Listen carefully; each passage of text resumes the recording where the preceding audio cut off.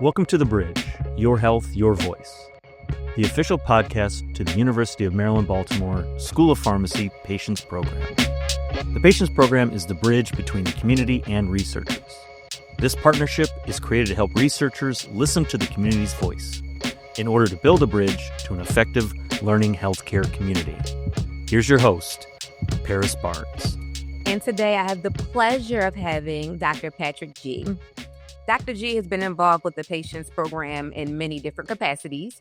And in this podcast, we're going to discuss not only his personal and professional evolution, but the evolution of his work with the Patients Program. So welcome, Dr. G. How you doing? We're hanging in there. We're doing good today. Today's a good day. We're going to start off with an icebreaker. This is just a way to kind of get us warmed up and get us ready for our chat today and kind of throw a little something fun in there. All right. So I love this question. What is the most surprising rabbit hole you've ever fallen into when researching something? And this could be anything.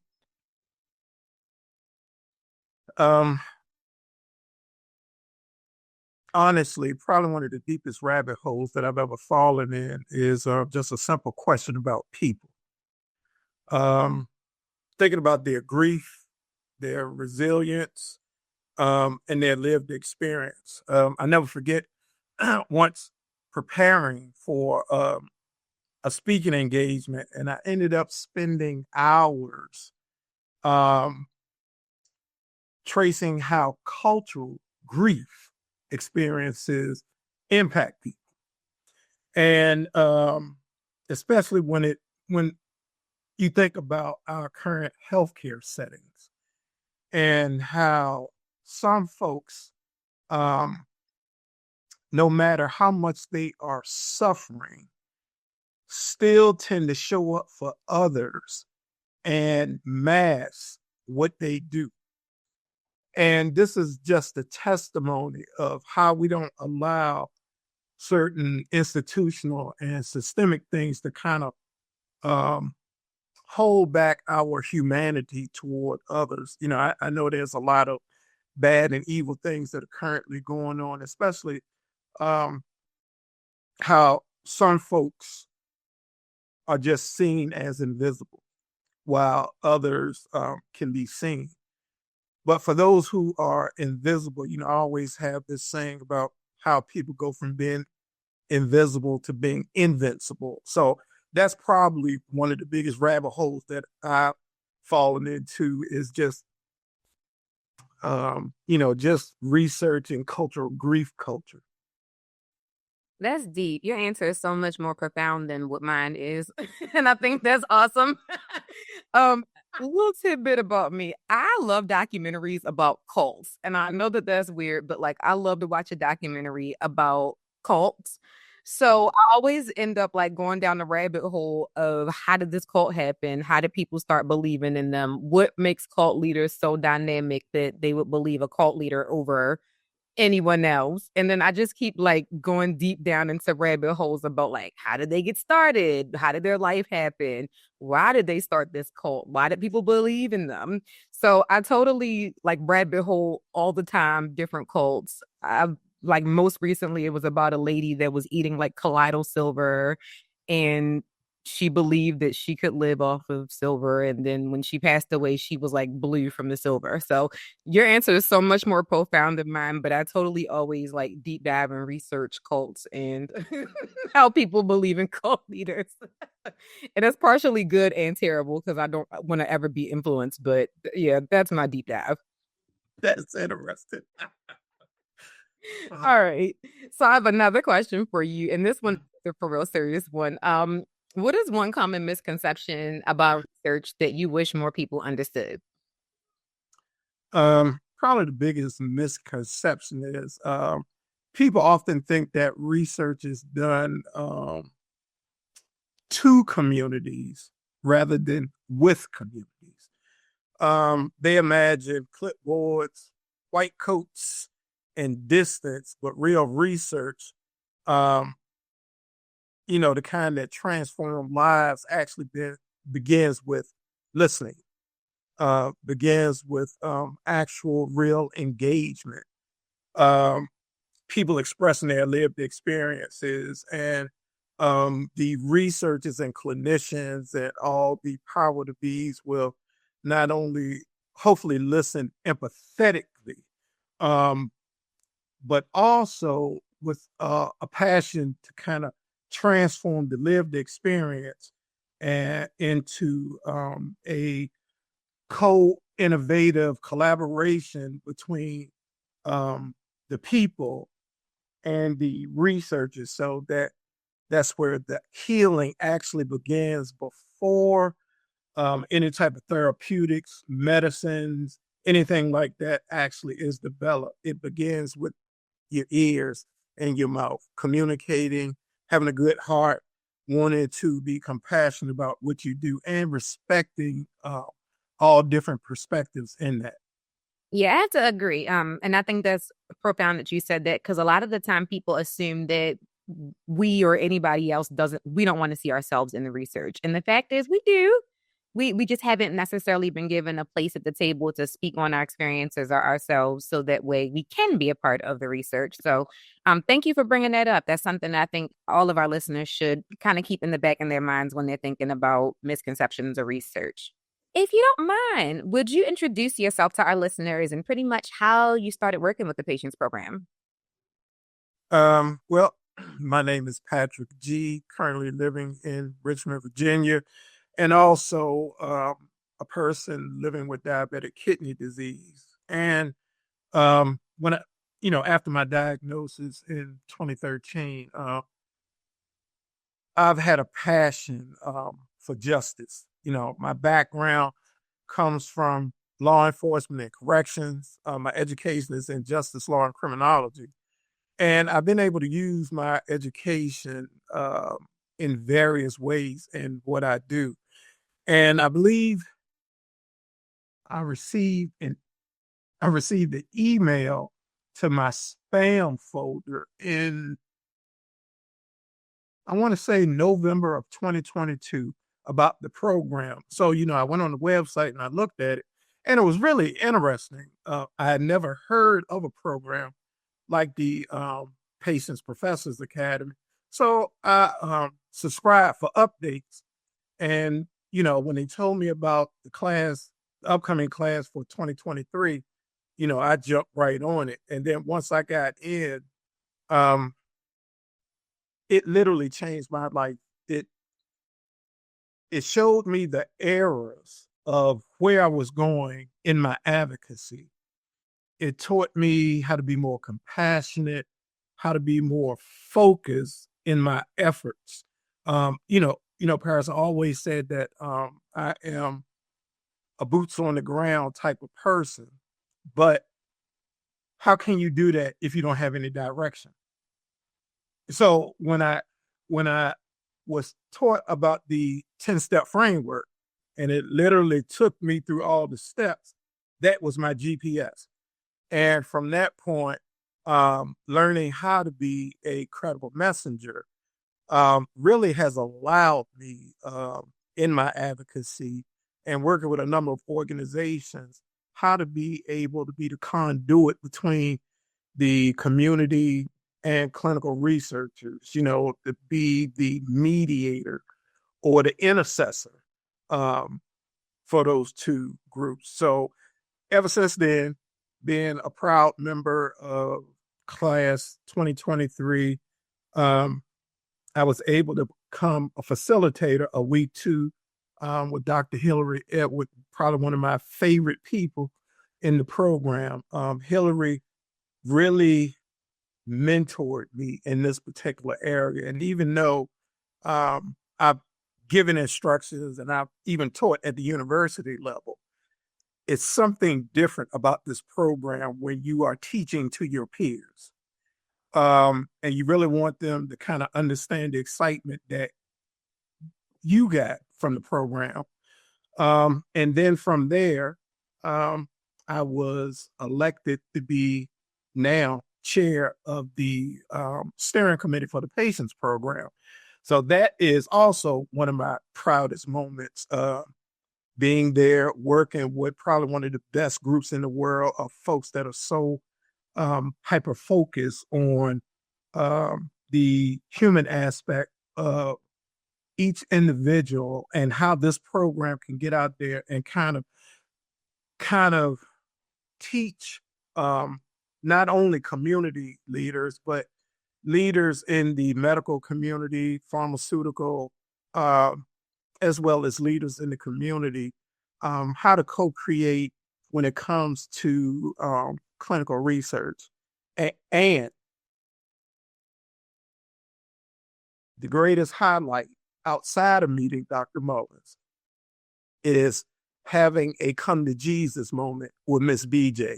I'm going to just leave it at that. Miss BJ, that 20-minute discussion changed my life. And Paris, if you don't know, I am the president of her fan club. So shout out Miss BJ. I love BJ. I call her Queen Mother. So I definitely, that resonates with me deep. I love BJ. Yeah. And BJ is a big part of this program. And I don't think that the Patients Professors Academy could be what it is without just the groundwork that BJ has laid. And you said something earlier when you were talking about the Patients Professors Academy, how the people that are in it are involved in it through the whole process. So, of course, I work on that project and I help facilitate it, but y'all are the vehicle behind that machine. The people are the vehicle behind the entire program and the entire product. So would you like to kind of talk a little bit more about how your evolution of working with the Patients Professors Academy has kind of pushed your professional as well as your personal life forward in public health? Well, so Paris, I don't want you, Jill, or Hillary to sell yourself short. Imagine having the capacity to want to fight against injustice, but nobody ever gave you a platform. Nobody ever encouraged you to be yourself. Most of the times I've been given scripts on my own journey, and organizations will say, hey, Patrick, I want you to read this, but don't read that because that's too DEI-ish, or that's too culture, or it might rub people the wrong way.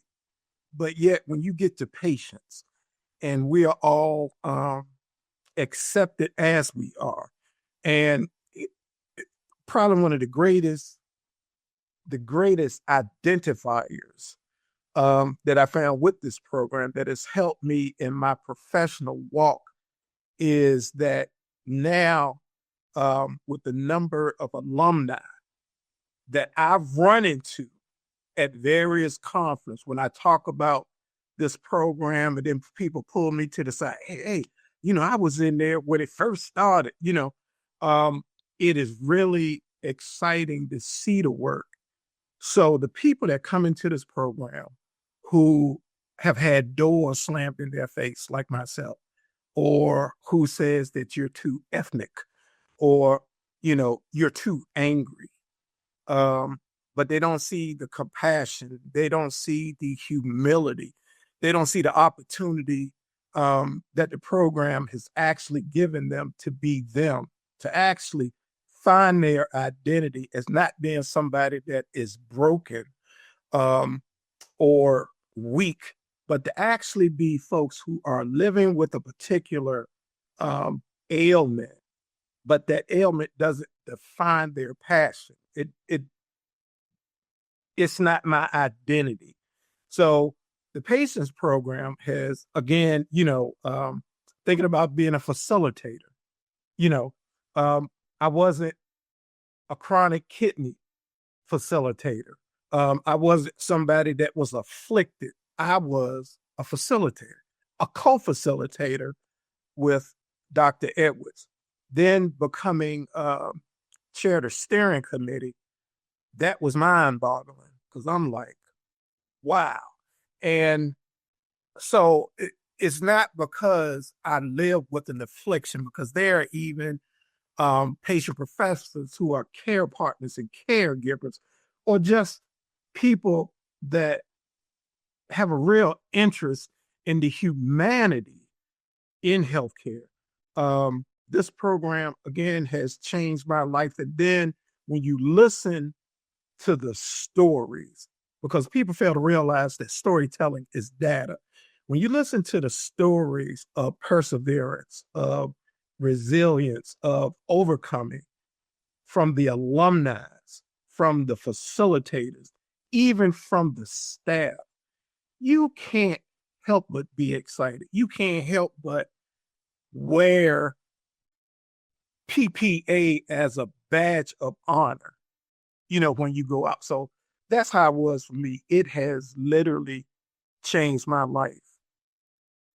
We are so grateful to have you, and you started in PPA. And I know that a lot of people start there before they start working with us and they don't know what to expect. But then as they progress and they keep working with us, they're like, wait, we like y'all. Y'all are about what you preach. You actually do what you say you're going to do. And you are real people. And we are real people. We believe in what we are putting out into the atmosphere. And we believe in the things that we share with you. And we hope that that's what shines through whenever we do anything with you. So we just want to say we appreciate everything that you do for us.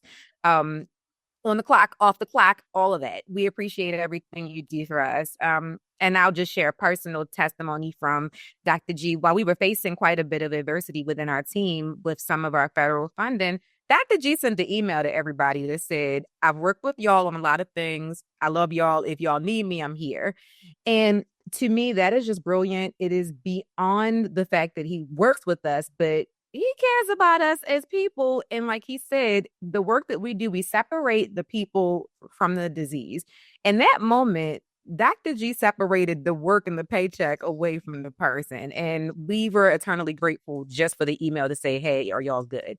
So thank you for, just being a part of our lives in that aspect as well. All right. So I'm going to put you in the hot seat. And you can answer this as honestly as possible. You've been working with us for a long time. How do you see your role expanding with the program? And is there anything that you would like to see our program do in the future that we are doing right now? For me, I can see my role changing to a deeper capacity. For me, training more facilitators, expanding our reach to underserved, minoritized communities, and strengthening the pipeline of patient leaders who can carry this particular mantle. You mentioned something about on the clock and off the clock. Paris, one of the things that I've learned is a lot of times people, especially those that may be teetering in faith, sometimes they don't understand between chronological and kairos. Chronological time is what we are on. Kairos is what the Lord is on. I work on his time. I don't have no time off. My time off, hopefully, will be when I close my eyes forever. So I am probably one of the biggest recruiters because I talk about this program.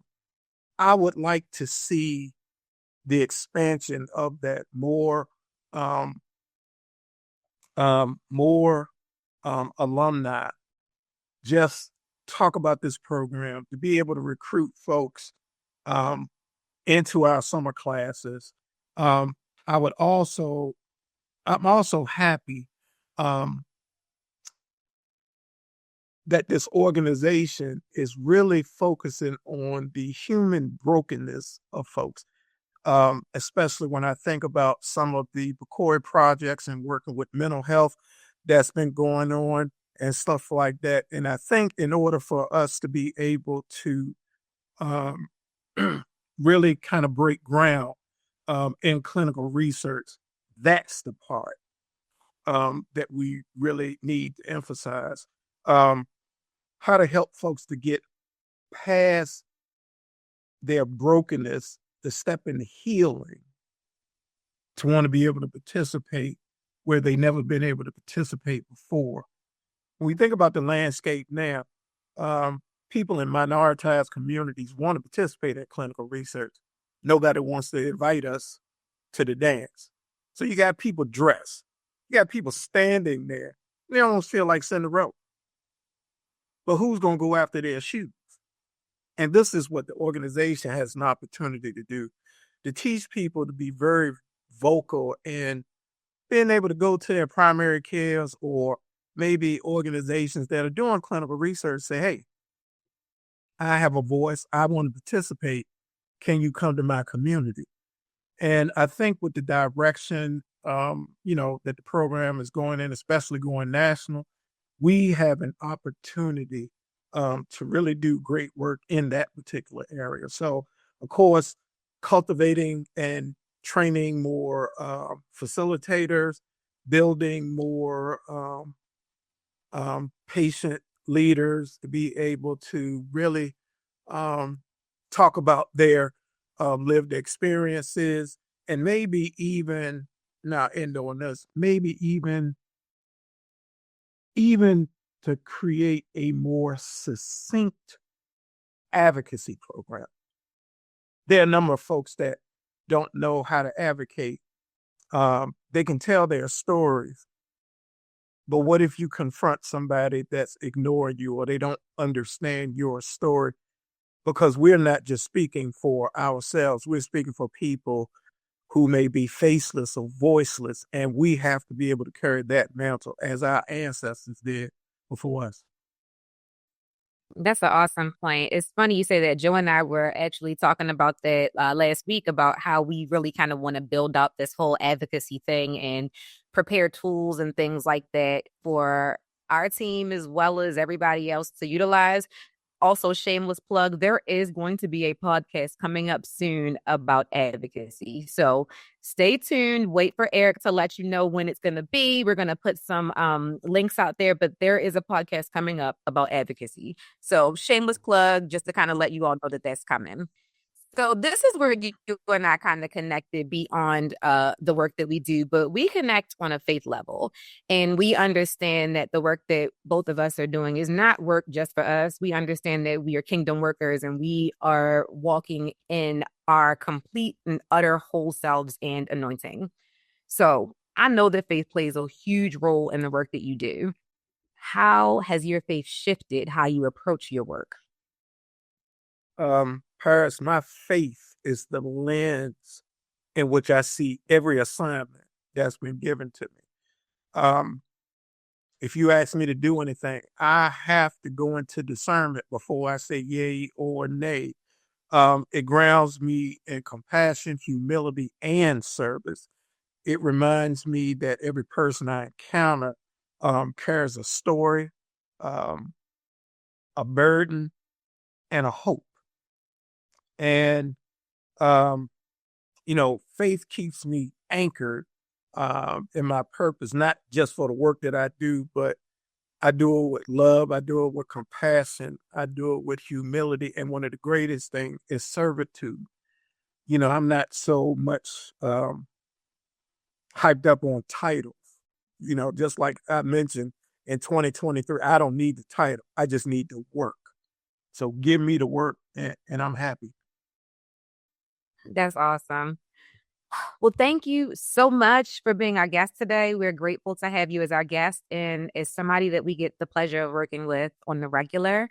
Do you have any final thoughts you want to leave our listeners with? Um, again, I want to talk about how great this program is, and how it is not just transformed my lives, but it has transformed the people that I know.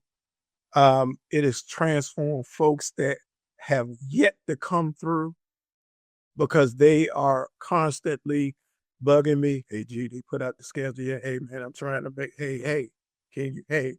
And, just to be able to go different places, to see the work, and to see everybody so willing to do the work. I'm grateful for Dr. Mullins. I'm grateful for you, Joe, Hillary, Eric, everybody that I've come across. Lord knows I'm grateful for Ms. BJ. I am grateful for everybody. And to be able to accept me as somebody that lives outside of the Baltimore area, um, it, again, it's one of the greatest feelings that I've ever had. So, my hat's off to you all. Um, if you need me, I'm here. If you don't need me, I'm here. But I'm here, and I'm not going nowhere. All right. We always need you. So don't think we won't call, email, or something. We always need you. Thank you, everybody, for joining us today, and we'll see you next time. Thank you for listening to the Bridge Podcast. To learn more about the Patience Program, visit our website at www.patience.umaryland.edu.